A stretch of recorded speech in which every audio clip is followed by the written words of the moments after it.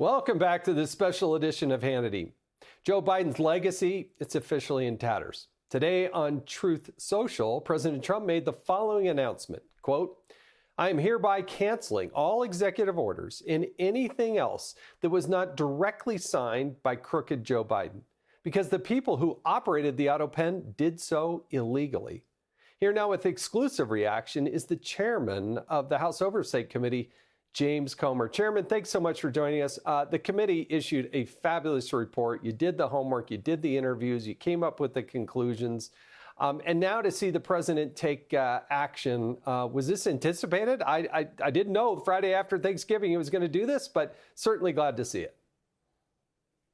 Well, we didn't know when he was going to do it, but we sure hoped he was going to do it. I mean, the evidence is clear. I think you deserve a lot of credit, Jason. Your oversight project were the first to discover the auto pen was used that many times on that many legal documents. Then our committee began our investigative work. I want to brag on our oversight committee members and our staff for doing the depositions. We worked through the August recess and through the first half of the government shutdown to bring everybody in.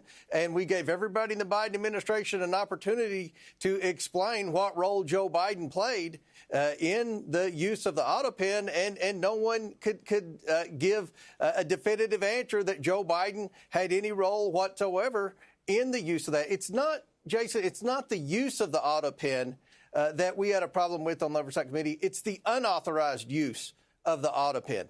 There was no evidence that Joe Biden participated in any of the meetings where the pardons were discussed. We looked at his calendar. We looked at emails. We brought in people for hours and hours of depositions. There were no communications back and forth. So the legal peril here isn't the fact that the auto pen was used excessively. It's the unauthorized use of the auto pen by a president that was clearly in mental and physical decline, and his administration tried to shield that cognitive decline from the American people. Yeah, it is stunning.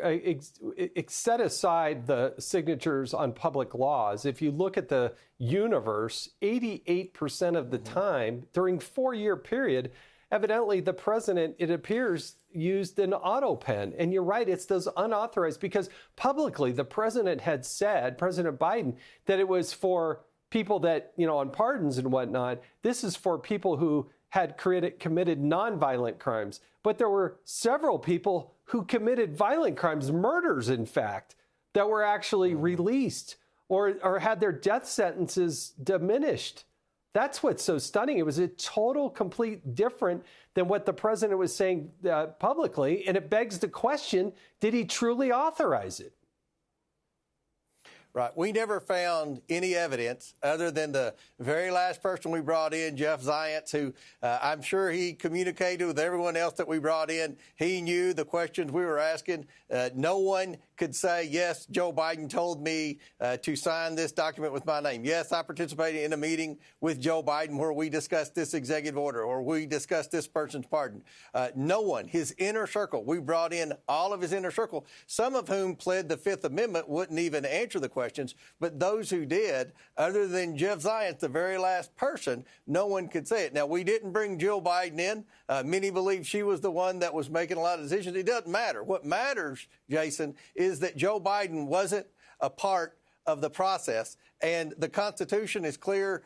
No one has the authority to issue a pardon other than the President of the United States. The Vice President doesn't have that authority. The Chief of Staff does not have the authority. And the First Lady does not have the authority. So I applaud what President Trump did today. I think this will end up in court. And I think our investigative work, the report that the House Oversight Committee published, will serve as the basis of evidence that will help us win this in court and help President Trump to sustain this executive order. Chairman, you're exactly right. I thought the Oversight Committee under your leadership was absolutely fabulous, doing the right interviews. I read through those interviews. And you know what? I'm proud of Donald Trump, the president, for doing the right thing. If you used an auto pen to try to, go get an auto loan or get a mortgage or something like that, they would never accept it. And so you're going to commute somebody's sentence that clearly is only for the president? Yeah, there's no way it could possibly work. Chairman Comer, thank you so much for joining us on Hannity. Hey, Sean Hannity here. Hey, click here to subscribe to Fox News YouTube page and catch our hottest interviews and most compelling analysis. You will not get it anywhere else.